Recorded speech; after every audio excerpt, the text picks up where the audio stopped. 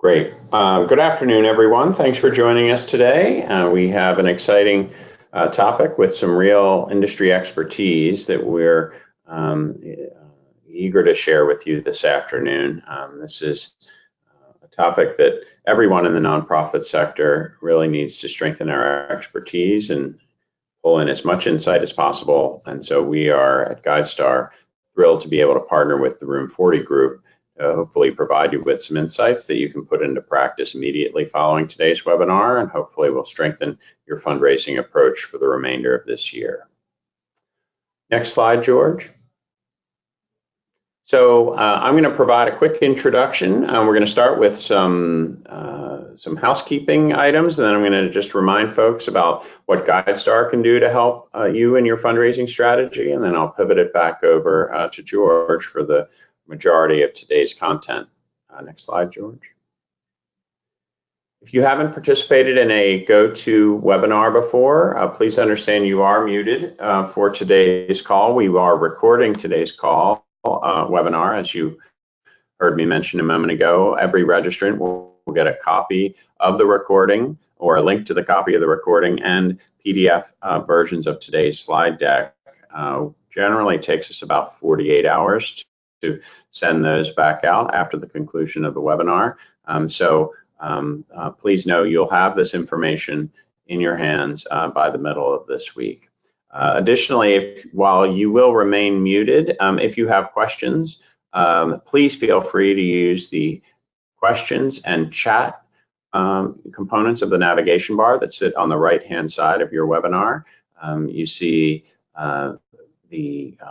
I'll be monitoring both of those sections, and my colleague Miranda will be monitoring them if you have any technical issues. I'll primarily be trying to address or introduce questions to George in the course of his presentation if they're related to a particular slide. We also hope to have some time set aside at the end of today's presentation for some Q&A. So if your question, please don't hesitate to ask questions. If your questions don't get answered, they will get answered in follow-up correspondence. So please feel free to use those features liberally.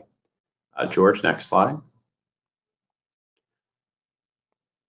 Just a reminder, and next slide again, or click one more time, George, that GuideStar is here as a support mechanism for all nonprofit organizations. We are an aggregator of data that comes both from the IRS and nonprofits themselves. If you're on today's call and you are a nonprofit organization, please remember that you have a presence on GuideStar.org. Next slide, George.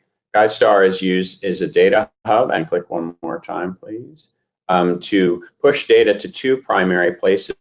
Our website, where we have 7 to 8 million users a year. These are donors who are coming on to GuideStar.org, wanting to learn more about the nonprofit organizations that they care about. If you are on today's call and you are a nonprofit organization, you have a profile page on GuideStar.org. You have the right to claim and update that profile page, adding links, pictures, results, all sorts of information that donors are increasingly looking for to determine whether your organization is the organization they want to support.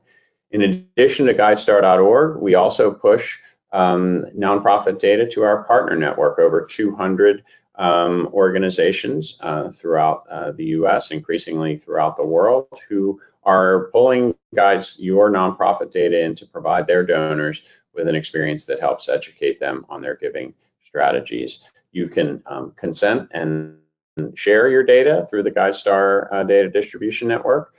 Very easy process. I'm going to provide you with an email address here in a moment. Next slide, George. And again, one more time.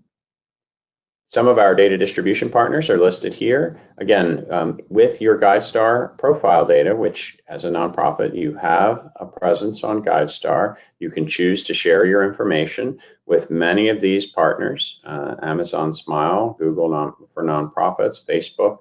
You see dozens of them here. There are over, as I mentioned, 200 of them.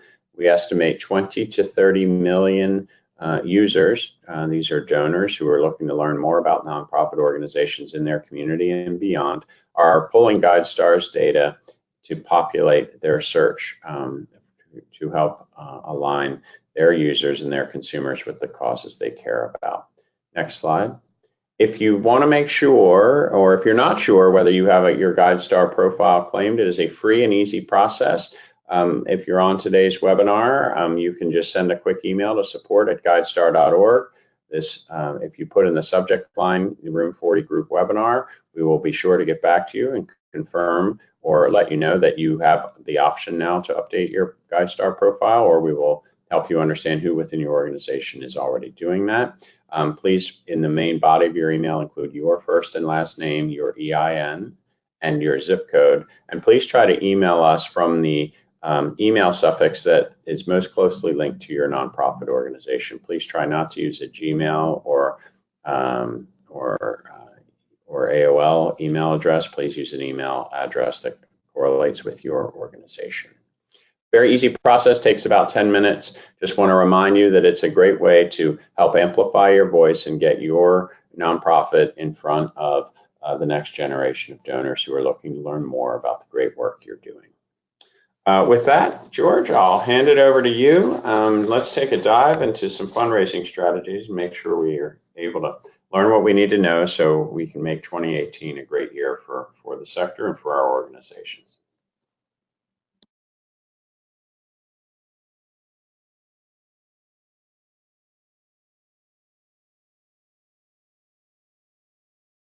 Hello, thanks, Adrian. As noted, I'm George Chu with the Room40 Group. Excited to talk to you today. I'll start out a little bit with just some quick context on Room40. Small firm, 3 partners. I'm the guy at the left. I've got about 20 years experience in the nonprofit sector. About half of that I was as a consultant, and about half of that as an executive with an organization called Citizen Schools. Anna and Ben have a similar blend of executive experience and consulting. I think that's one of the things we try to bring to the table is the consultant half of us is generally pretty good at solving complicated problems. And the executive half of us are generally pretty good about doing something about it and actually making it happen. And those don't always come in the same package. And so it's one of the things we try and offer as Room40 is, hey, we'll help you figure it out. We're also going to help you do it. With any luck, you'll see some of that today. So what do? We help organizations improve, grow, and change. We do that through consulting and data and analytics services in 3 broad areas: growth strategy, organizational efficiency, and revenue strategy. And today we're mostly going to talk about the latter. And on that note, just some quick context and state the obvious. You know, fundraising is hard. We all know it. I'm not an expert fundraiser myself, but I've overseen fundraising teams, been accountable for revenue targets, helped to craft the pitch and make the ask. So been there, done that at least to a degree. And as we did that, we were always trying to figure out how we can raise more money for our cause. But it's trickier than it often seems at first blush. You know, are we not raising as much as we could because of the market? You know, Boston, are we not raising as much as we could because maybe we don't have the right strategy, or is it more about how we've designed or how effective our fundraising teams are? And trying to distinguish those varied root causes can be tricky. And so we all sort of muddled through, did our best, found a path through a combination of conventional wisdom and trial and error, all of which is great. But it felt like, you know, maybe there's a better way, and we were determined to find it. And so we searched, sifted, analyzed, tested everything we could find out there. And it didn't get very far. It was kind of humbling. And so while there were frameworks available, they felt incomplete, off base, or impractical. Where there was data, it felt spotty, incomplete, or of variable quality.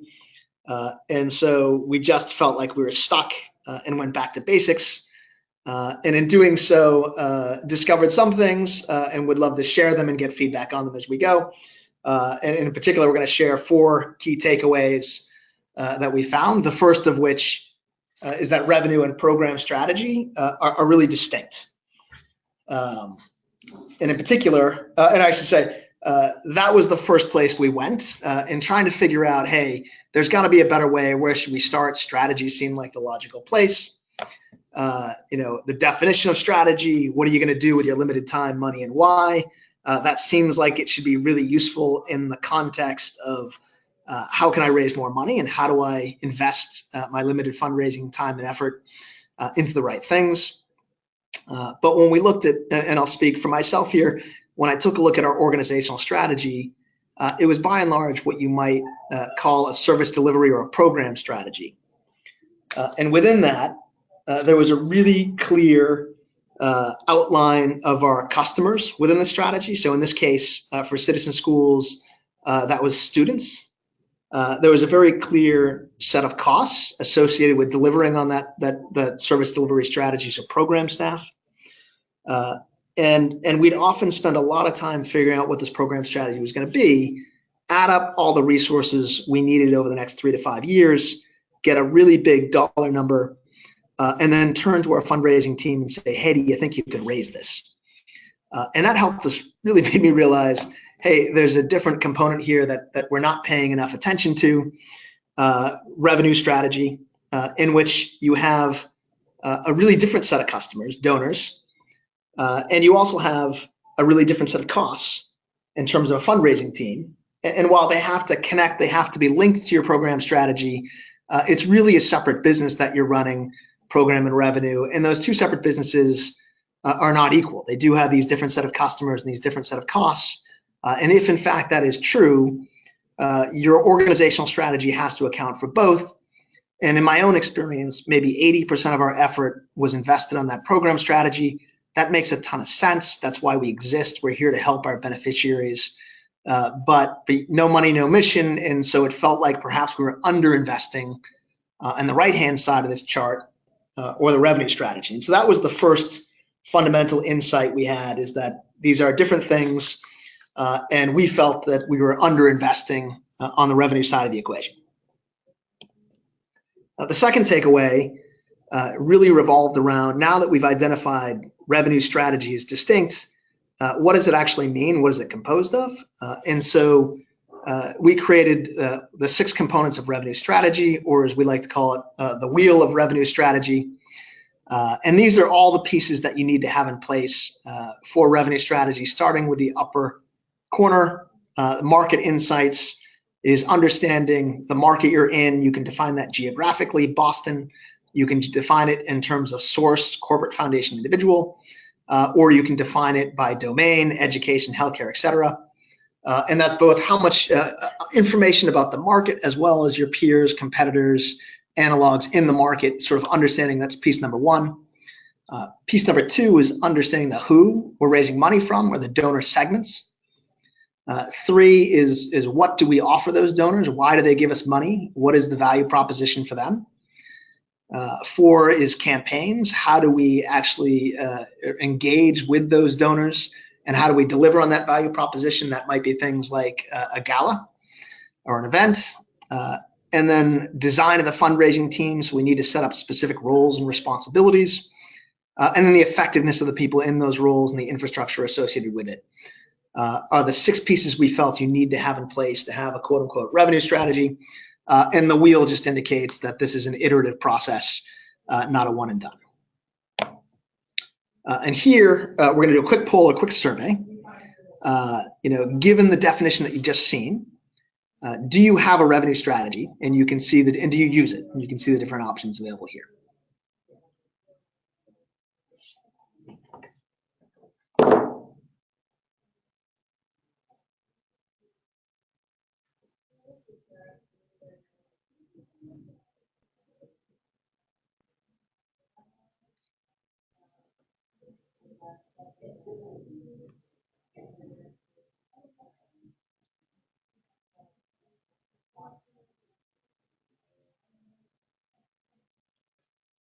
It looks like we're sharing the poll results. Miranda, would you mind giving us a quick brief? Yes, of course. So on do you have a revenue strategy? It looks like we had about 64% who voted, and in the lead was 38% with no, but we are familiar with the concept. It was pretty close with the no, not at all at 26%, and then yes, and it informs decision making at 22%, and about 14% with yes, but we don't use for decision making. Great. Which I would say is broadly consistent with our own experience. And so one of the things we're doing through these polls and through this webinar is both sharing what we've learned, getting some feedback, and making the case. And part of making the case is going to be, hey, we have a bunch of people out there who are thinking about this but not doing it, are doing it but not using it, so on and so forth. So we appreciate your data. The next set of takeaways, we're going to use an organization or an example. And so we're going to introduce WGC, otherwise known as the Wicked Good Center for folks who can't plan good and want to get better data too. This is our favorite fictional nonprofit. And for those of you who've taken a look at the map of opportunity, we use this example throughout. And today we're going to look at WGC's Chicago site, which raises about $2 million in philanthropy. And some work we've done in the past and is in the map on market insights say, hey, we can raise more money. And the two data points backing that up are that the Chicago market is big and Chicago peers raise more than us at 2.7 million. So a typical nonprofit in our peer groups raising 2.7 versus our 2. I'm not going to go through that analysis in detail, but just kind of flash up here some of the data points you can see on the left-hand side makes that point about Chicago being a large market. The right-hand side makes the point that in Chicago, we're raising less than that median. And if you want more information on this, you can either check out the map of opportunity or there's a similar exercise in a previous webinar, Getting Ready to Fundraise in 2018. But for now, we're going to take it as gospel that, hey, we think we can raise more money. The consulting side of George says, hey, that's really intellectually interesting. That's pretty cool. The executive part of George says, so what? Knowing I can raise more money is only helpful or only matters if I know how to do it. And so you got to give me more, perhaps some kind of a diagnosis. And so one of the things we're going to do today is talk through what such a diagnosis might look like. And we're going to do that with 3 tools. The first is the wheel of revenue, which you've seen already. The second is philanthropy per fundraising FTE, or dollars per FTE. And the third is fundraising return on investment, or ROI. And the next takeaway is not surprisingly related to those. And so we're going to use the dollar per FTE to show you how you can use it to diagnose and hypothesize about your revenue strategy. And so first, it helps to define what is dollars per FTE. And here we're taking the total philanthropy raised per year, corporate, foundation, and individual, and we're dividing it by the number of fundraising full-time equivalents, or people who are actually doing fundraising. Below, there's a definition that we use for how you actually determine who's a fundraiser, who's not. And I would say our definition is pretty good, but the most important thing here is have a definition and then apply it consistently. Your dollars per FTE is most valuable on a comparative basis as you go. So as long as you're using the same, you should be fine. And I'm going to show you an example of how to calculate this in a bit. The second thing is, why is dollars per FTE helpful?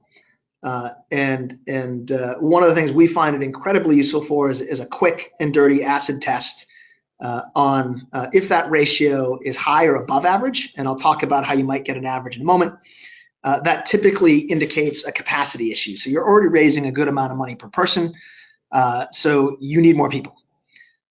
On the other hand, if the ratio is below average or at the lower end of a range, that typically indicates a wheel issue or a revenue strategy issue, something around the who, what, how, team design, or team effectiveness is stuttering or just not clicking quite right. We want to figure out how. And the important caveat at the bottom of the page is this presumes all else equal. And almost never is all else equal, but it's a really good place to start. And this is a good place to say, one of our mantras is data for situations like this, where there's a science and an art to fundraising, is really helpful to inform your judgment, but it's not good enough to replace it. And so that's a mantra you'll hear, when you look at a ratio like this. Rarely are we going to say good or bad. We're going to say we're high or low, and why is that, and what can we learn from it? So this brings us to our second poll. We've just defined dollars per FTE for you. Do you know what it is? Same set of choices. And Miranda, Sure. when that's ready to go, love to hear similarly what the outcome is. George, this is Adrian. While that poll question is running, there's a question that's in from the audience that I'll pose to you. You can choose to answer it now or put it on the back burner until later in the presentation. The question is, does philanthropy raised per year include in-kind, or is it just cash? Yeah, great question. And I would say it depends on what you're measuring. We typically use it as cash. In-kind is often a slightly different animal in terms of the effort to get it and the manner in which you use it. So we'll often use cash. But again, I would say the most important thing is that you're consistent as you start to compare and whether or not it's included. But we typically exclude it and go cash only.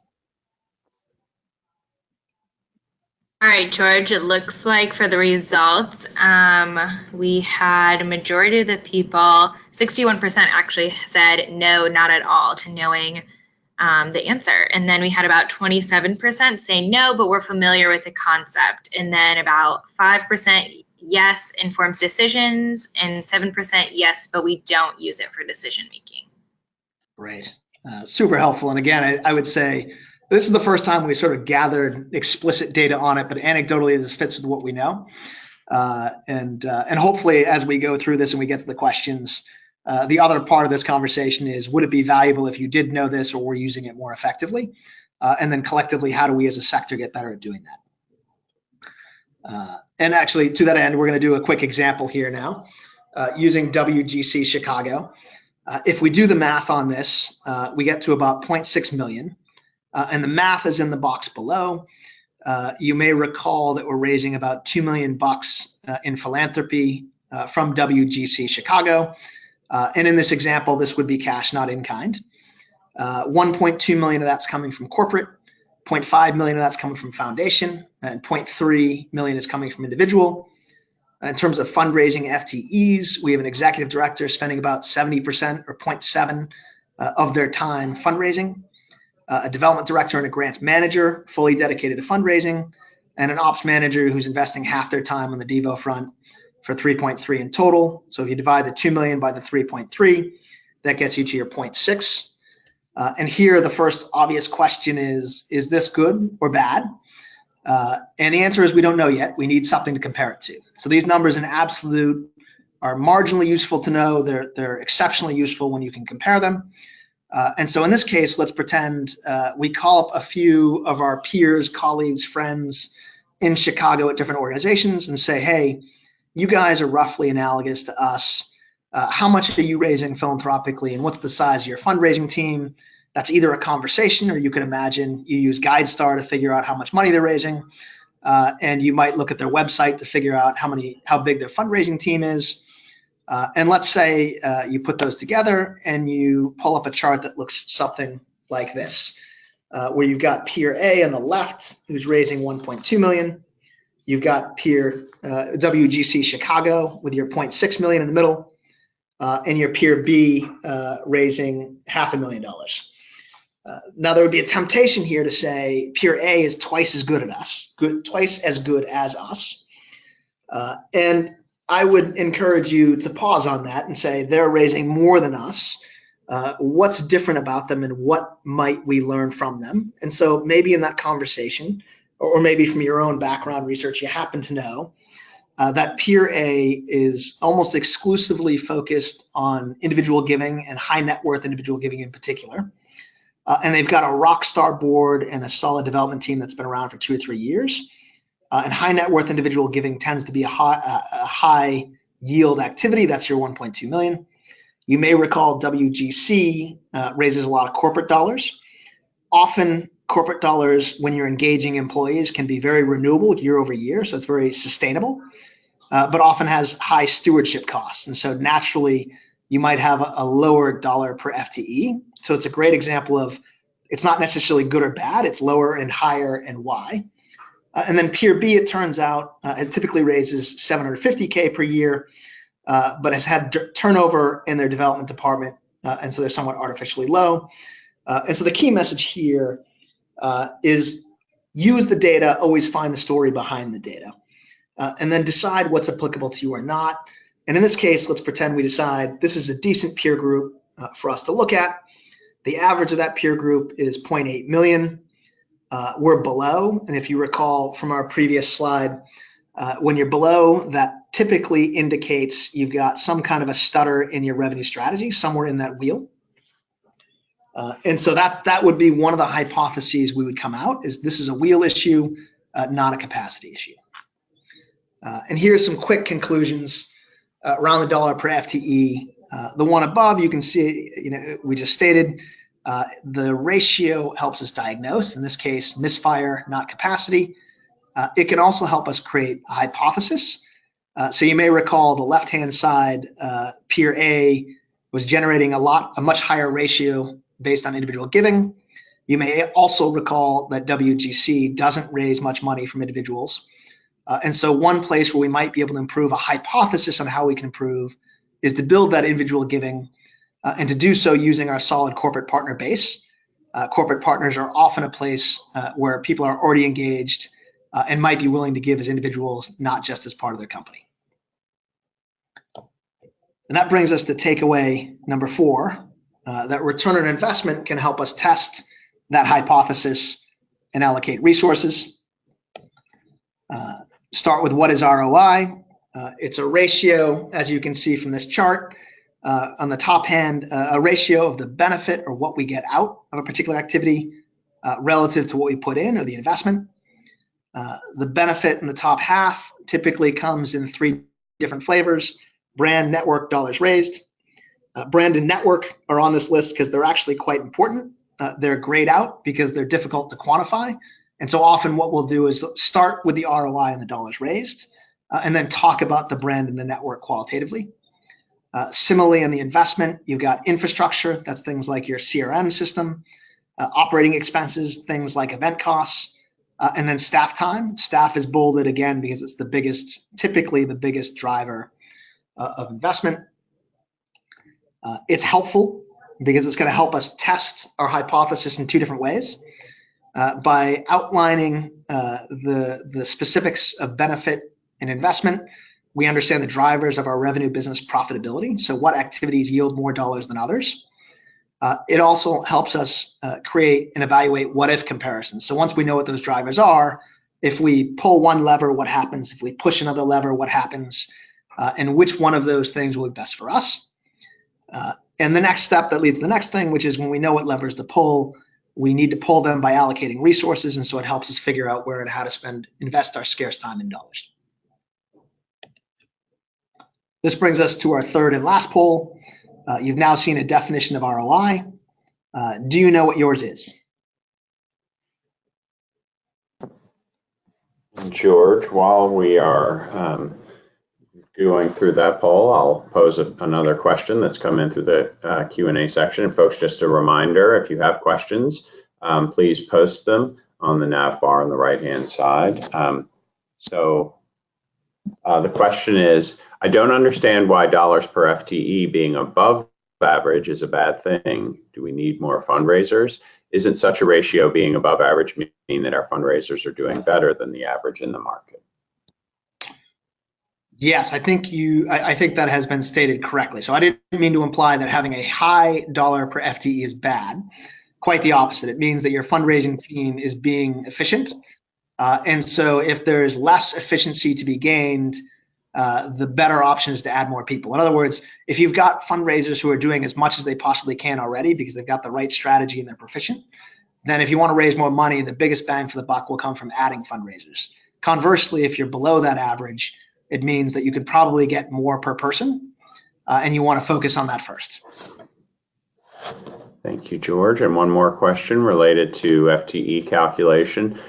Do you generally include volunteer hours? And if so, what do you use as an hourly rate for that? Great question. So what we typically start with the simplest, and this is a general Room40 approach. We're going to start with what is simplest and clean. And so our dollars per FTE ratio typically do not include volunteer hours, not because we don't think they're important, quite the converse. It gives you a baseline. And so what we'll usually say is this particular organization's dollar per FTE is really high. Why is that? What are they doing? And one of the things you might find that explains the difference is that they have a really strong volunteer set of fundraisers. And in fact, that's somewhat like Peer A, right? They got a $1.2 million per FTE. That's on the higher end, and it's because they got a rock star board, which effectively volunteers.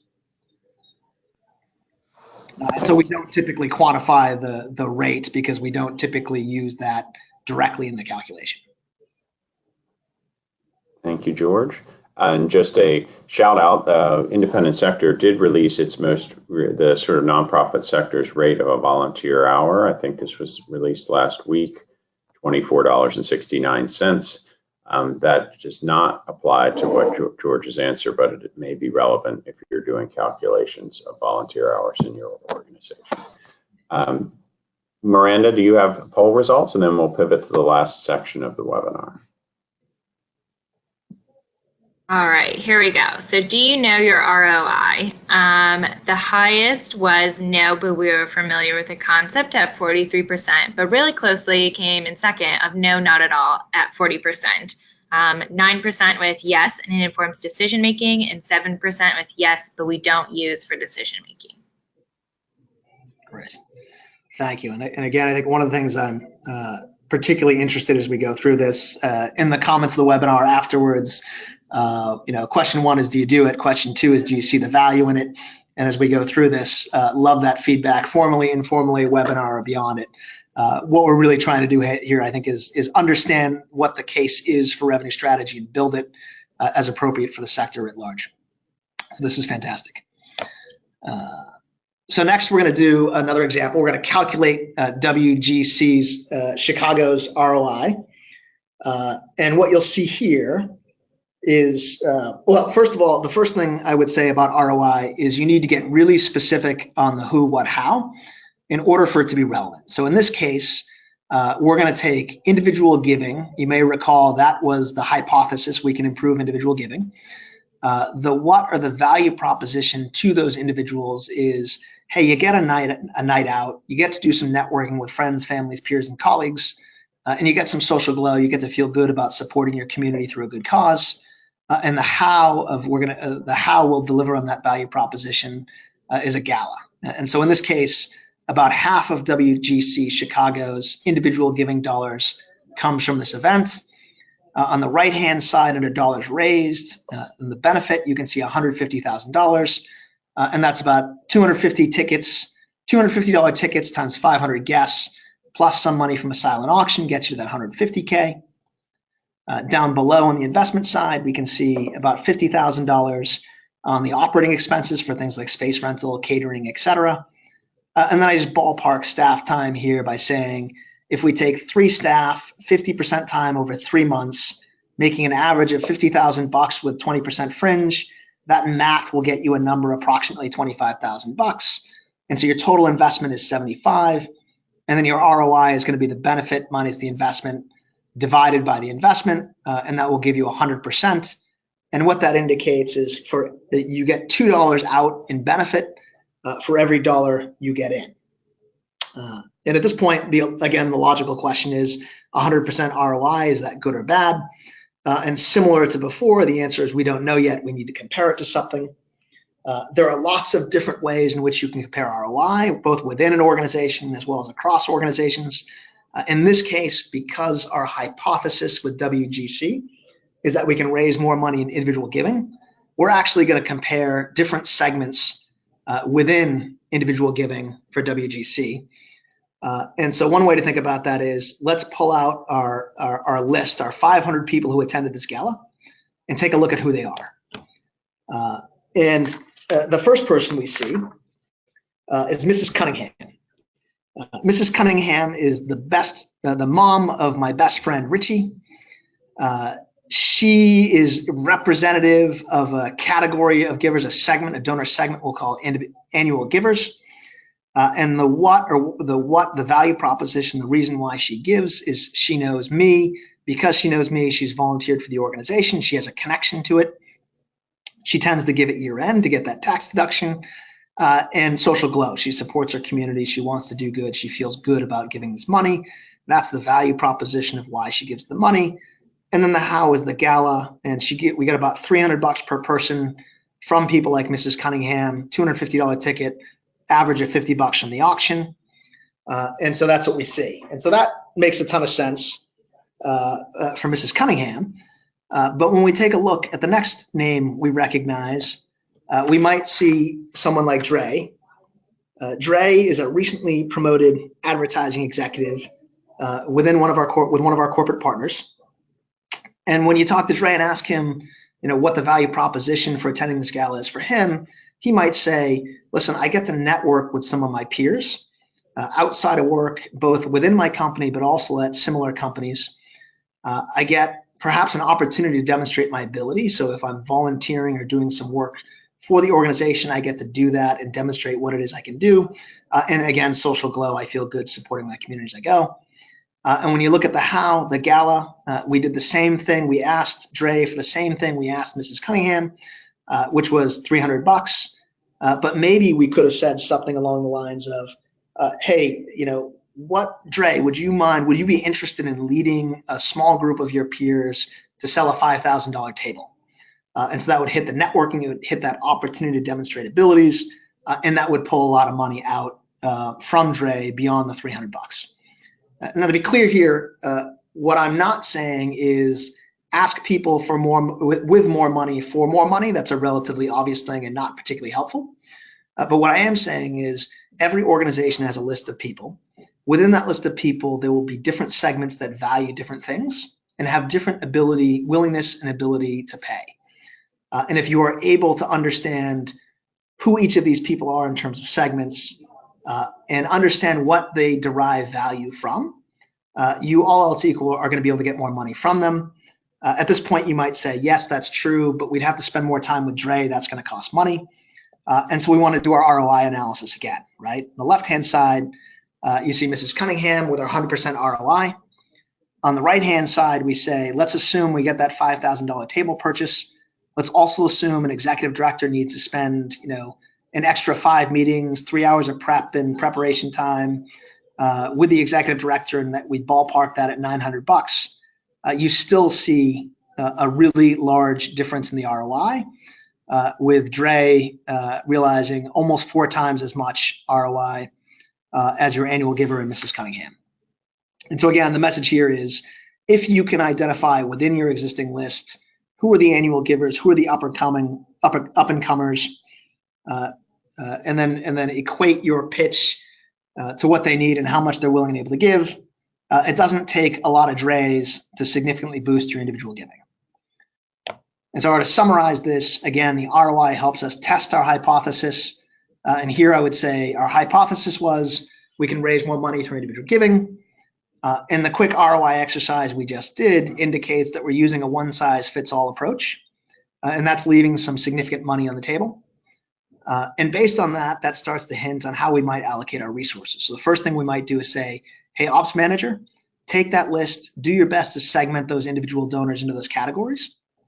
You might also say, executive director, let's focus some of your time to ID within these up-and-comer who's and test our what. So we have a version of a value proposition on the previous page.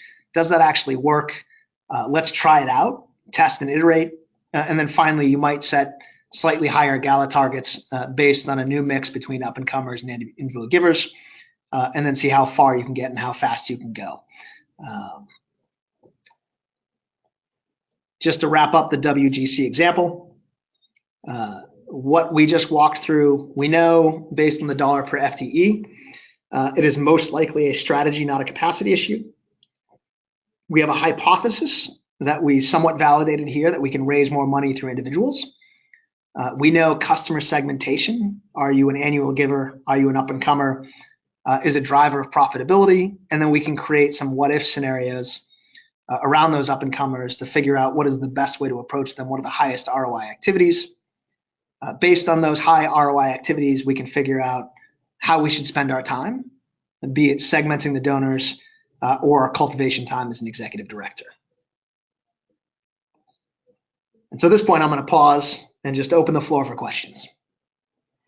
Thanks, George. I have quite a few rolling in here. Let me make sure I've got them Again, folks, just a reminder, if you have a question for George, please drop it into the questions tab on the navigation bar on the right-hand side. Got a pretty vibrant dialogue going here.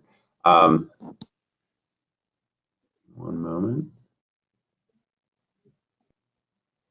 Question is, have you stratified your data based on the budget of nonprofits? I ask this, or the questioner asks this, because volunteer fundraising hours in nonprofits with smaller budgets are probably higher in comparison to nonprofits with larger budgets and who have paid staff.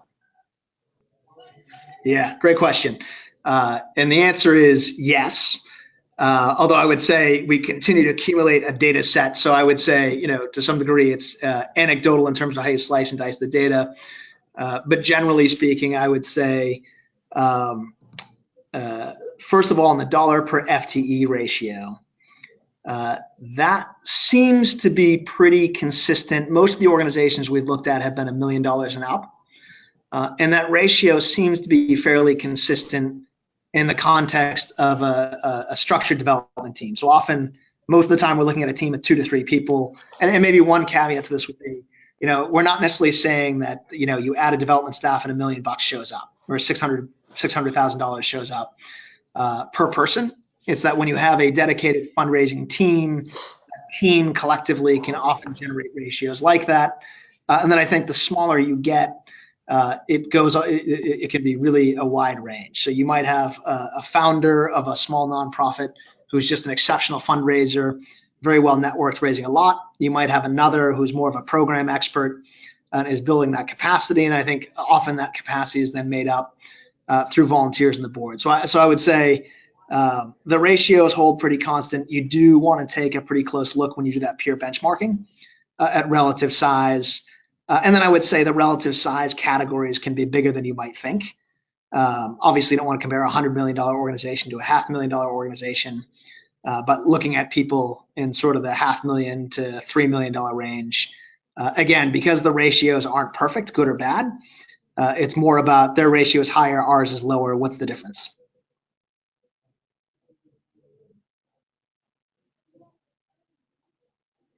Excuse me. Thanks, George. Several times in the course of today's presentation, you used the term social glow. Is that the same as social proof? If not, can you clarify the difference? Yeah, absolutely. So I will define what social glow is. I don't know what social proof is, so I can't compare. But it's sort of a George term that I should probably use something more well understood. Social glow, I just mean, hey, when you give, you feel good. And so, and that's it's often third on the list, but I don't mean it's less important, but, I may give because my brother asked me to, and I like my brother, so I give. I may give because it improves my network and my ability to talk to people, and that might help my career. Or I might just give because I want to do good. And social glow is kind of my code for that do good part. Gotcha. Thanks, George. Makes sense. How often do you recommend that an organization does this analysis, George? Is this an annual cadence, or more frequently or less frequently?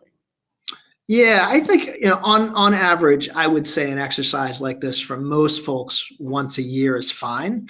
I think it depends on sort of the level of sophistication and resources you have. I suspect the most you might do this, even if you're relatively large, resourced, and sophisticated, might be on a quarterly basis. And at that point, your systems will produce this kind of information relatively easily. But for most of us, small organizations, resource constrained, don't have a ton of dedicated analytical capacity. Doing this once a year, and I'd also say, do it to the degree it is useful, right? You could spend an endless amount of time calculating to decimal point level values what this data says or is. And generally what you want to say is hey, my judgment says that we should go after individual giving. My dollar per FTE is a little lower and indicates that might be true. And then I did a few of these what if scenarios, and I think it helps me, it helps point me towards segmentation as an answer. And you could do that exercise in 20 minutes back of the envelope, or you could do that exercise in a month-long project. And I think what you're trying to do is make better decisions faster. And so often I think it's enough to frame those people who answered, we've sort of thought about this question and we've thought about the framework. We haven't actually calculated it. I'd say you probably get a third to half the value just by thinking about it. And then actual data on top of that can really take you to the next level. But sorry, long-winded answer. I think once a year is fine. More frequently when you have bigger decisions is probably the right cadence. Thanks, George. Again, reminder, folks, we're just working through the Q&A. If you have a question, please note it in the tab and the navigation bar on the right-hand side of the webinar. Next question is, I'm curious whether there's a way to judge whether the first 500,000 is generally less efficient to raise than the 10th 500,000. In other words, what does this look like on a curve? Yeah, great question. The diminishing returns aspects. Yeah, I'll be honest. I haven't thought a ton about how to show that. Most of what we've been doing has been sort of snapshots in time about where you are today. And I think that would probably be, as you start to do the what ifs, the what if scenarios, I think would probably be the best way to answer that. Where you might say, for example, what's a great example? So there's one client. This is actually in-kind example. Where they distribute goods and services to families in need, so things like coats, jackets, etc. And they do that through mostly donated goods, but sometimes they purchase when they can't get enough of the right stuff. And it's an interesting example because often getting the first round of donations is you get a few big companies signed up and you get a flood of donated goods. But you hit a certain point where you've mapped most of the obvious suspects in that, and you start getting diminishing returns on the donated goods. And so in some cases, they've started purchasing, both because they need more goods, but also because the cost of acquiring through donations starts to get higher than just paying for it outright. And so I think it's that kind of mindset as you think through the ROI and how that changes as you scale. So sorry, it's not a really succinct answer to your question other than it's a great question. And I think it's probably highly situational in how you answer it. But the ROI tool, the what if scenarios, what does it look like today? What does it look like in the future? Is a helpful way to think that through. Thanks, George. What role should the board play in developing or understanding and learning from the ROI strategy? Yeah, great question. This is sort of a George opinion on boards where I think the answer is it depends. I think in a perfect world, maybe where you've got, not even a perfect world, but you've got an organization for whom a key priority for the organization is to either increase or improve fundraising performance, and therefore it's appropriate in the right place for the board to focus its time. It can be a really helpful, and let's presume it's a typical board where you might have some fundraising experience, but by and large, often your board, you might have one or two really strong fundraisers, and then a bunch of people who are really smart, but maybe not their core competency. I would say these ratios are really helpful for the executive director or the director of development to help board members understand what your strategy is. So I might even think about it more as sort of managing up than managing down. We're going to focus, you've been great at corporate for years. Why aren't we doing more in corporate? And you might be able to make the case, hey, we're seeing the return on investment on corporate start to decline because we've got all the usual suspects. We've talked to a bunch of other people who have higher ratios on dollars per FTE, and they've done that through fundraising through individuals. By the way, that requires a big role for the board to play. Are you guys willing and able to play that role today or in the future as we move forward? And so in some respects, you can think of these ratios as a communication tool to help you explain what it is you're doing and what it is you expect of them, and vice versa. Thanks, George. We have, I think, one or two more questions. Again, final reminder, please add questions to the tab on the right-hand side in the navigation bar if there are questions you'd like George to answer. Next question, maybe, certainly I'll ask it of you, George. It's tangential, I think, today's webinar, but relevant for virtually everyone on. What is the predicted impact to smaller donations when someone does not itemize, especially in light of the new tax laws? Again, recognizing this isn't the focus of today's webinar, but is a question that I've heard asked repeatedly. Do you have any thoughts? Yeah, I'll say I'm no expert, so take my thoughts with a giant block of salt. But I'm trying to remember. I did hear. I saw somewhere some really. The number one. I saw a list of 3 or 4 things to think about in relation to the tax law. The first of which was like, hey, the most important thing is understanding your donors and why they give. And as you saw in some of the examples we gave, one of the reasons people give is the tax deduction. And so we think about Mrs. Cunningham. You might say, well, if that is the primary reason Mrs. Cunningham is giving, then there's a good chance in this new tax law, depending on who she is and how much she makes, we might lose that money or that money might get reduced. And so can we adapt our pitch? Can we strengthen the connection to the other pieces? So I think the number one thing I saw was like, hey, make sure you understand why your donors give. Therefore, how much at risk are you and how might you mitigate it? And the second thing I saw was, to the degree you can, triage the higher level donors, because the high net worth donors, the impact is bigger if you keep it, and they're more likely to get that deduction because they'll be above the standard regardless. And so there was a triage element to it too. And then also I think there were some implied pitches in there around, hey, corporate partners, you're getting a big tax break. That's awesome for you. Give some of it back. Why don't you, can we increase your ask? So I don't know if that's helpful. I'm certainly no expert in this area, but that's some of the conventional wisdom I've seen floating around that resonated specifically in the context of this revenue strategy piece.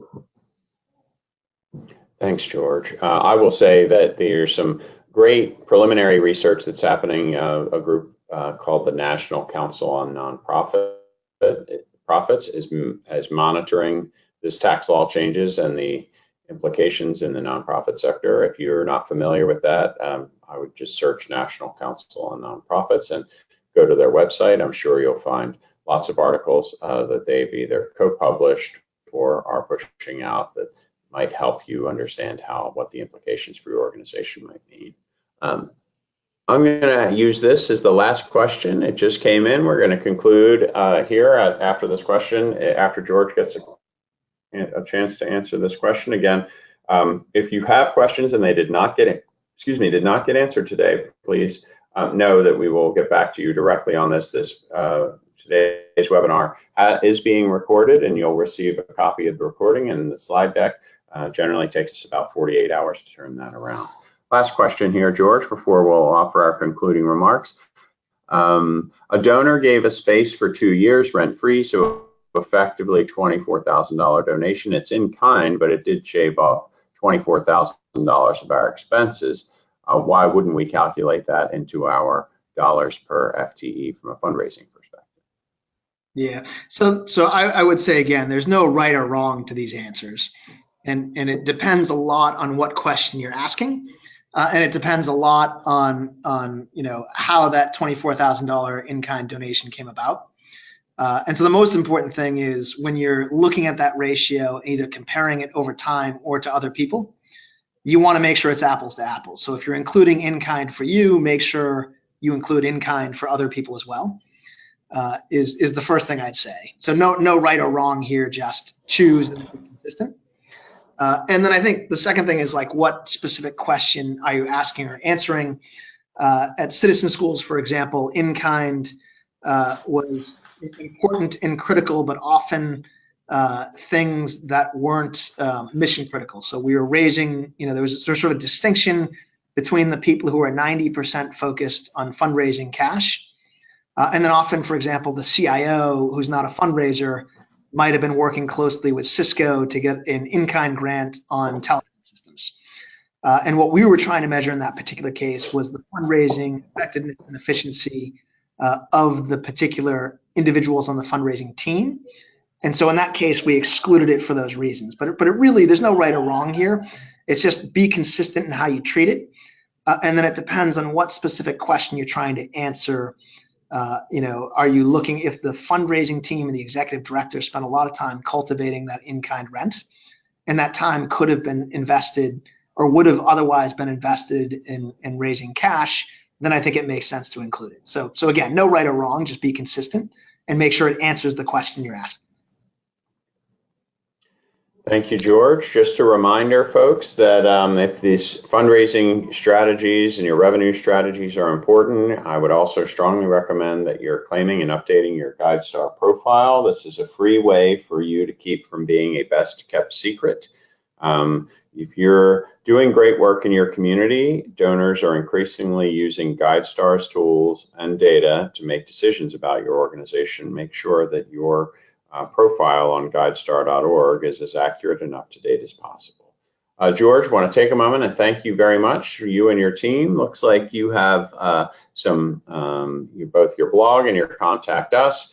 George, did you also want to just say, if you don't have a slide with your email address, if folks have specific questions for you? Yes, and in fact, so my specific email address is George Chu, GeorgeChu @room40group.com. But also the info address that's on the page here will come right to me as well. Fantastic. George and the Room40 team, thank you so much for taking some time to share your valuable insights with us. I appreciate everyone's time and attendance and attention on today's webinar. We had some great questions. I think 18 or 20 questions came in. Again, if your question did not get asked and answered, we will get back to you directly. Thanks again, everyone, for your time today. George and the Room40 group, we appreciate you taking some time to share some of your valuable intelligence with us as sector leaders. Have a wonderful afternoon, everyone. Take care.